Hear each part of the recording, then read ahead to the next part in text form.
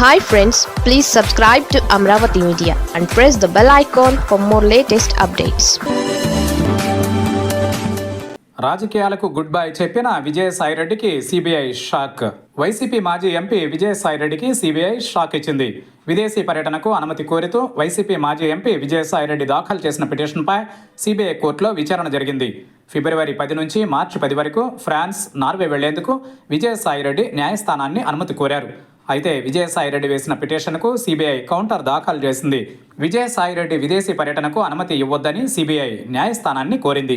అయితే విజయసాయిరెడ్డి తరఫు న్యాయవాదులు ట్రయల్ కోర్టు గతంలో విదేశీ పర్యటనకు అనుమతి ఇచ్చిన విషయాన్ని కోర్టు దృష్టికి తీసుకొచ్చారు.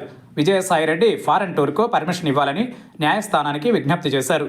ఇరు వర్గాల వాదనలు విన్న సిబిఐ కోర్టు తీర్పు రిజర్వ్ చేసింది. ఈ నెల 29న తీర్పు వెల్లడిస్తామని న్యాయస్థానం తెలిపింది.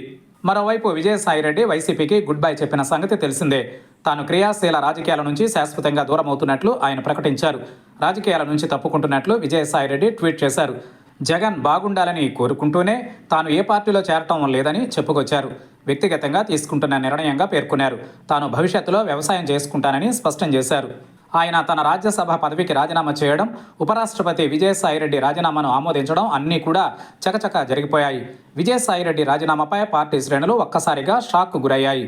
జగన్ లండన్ పర్యటనలో ఉన్న సమయంలో విజయసాయిరెడ్డి రాజీనామా చేయడం ఇప్పుడు ప్రాధాన్యతను సంతరించుకుంది.